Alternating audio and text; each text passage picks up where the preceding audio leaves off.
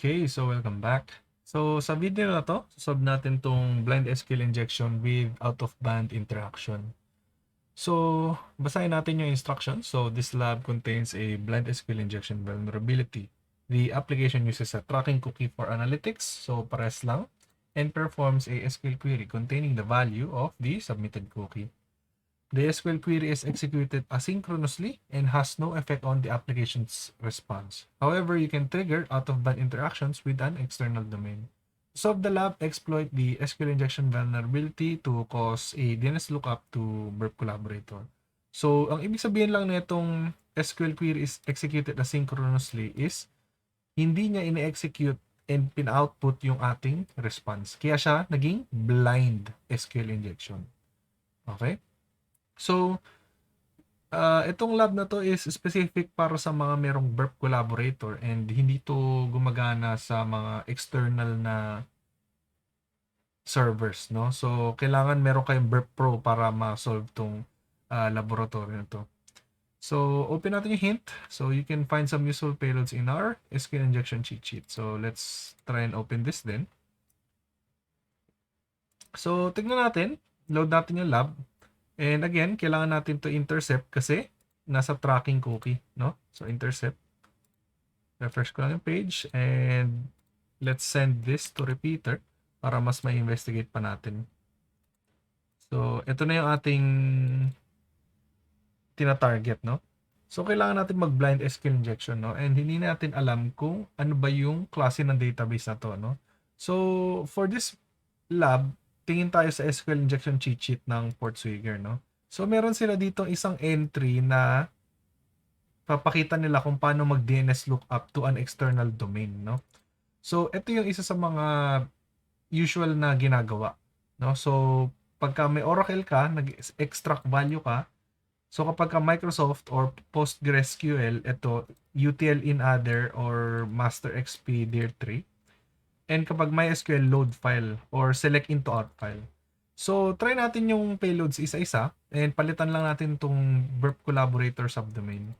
So, try natin kung Oracle ba siya.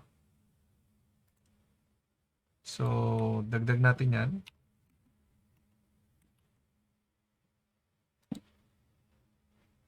And kailangan natin ng way para ipag-connect yung dalawang statements. So, union. Caps lock natin. Union select extract value XML type. And ngayon, palitan lang natin tong Burp Collaborator subdomain. So, pindot tayo dito. Copy to clipboard. Repeater. And paste natin dito. So, try natin tong payload na to. Send natin. And nag-internal server error. Bakit? Kasi nasira natin yung structure ng cookie. So, ang ngayon, kailangan natin gawin is to URL encode this, no? So, isang shortcut is Control-U. So, ngayon, lahat ng spaces naging plus and na-encode sila.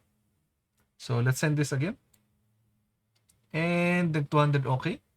So, wala tayong output kasi yun nga, ang asynchronous yung execution nito. But, let's see sa collaborator kung meron ba tayong pingback.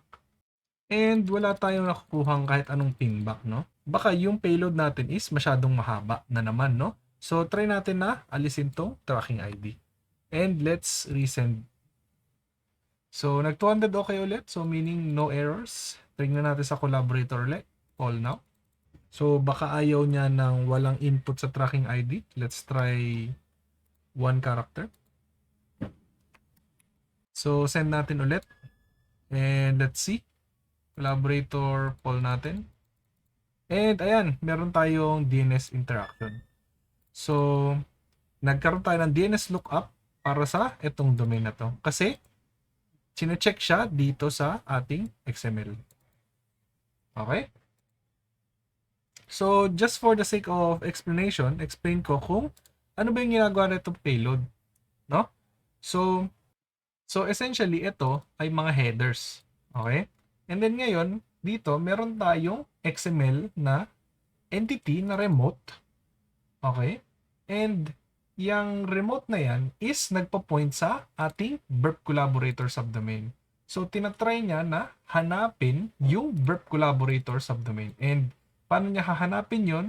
is by doing a DNS query. Okay? So, hopefully na-gets nyo itong lab na to and see you in the next video.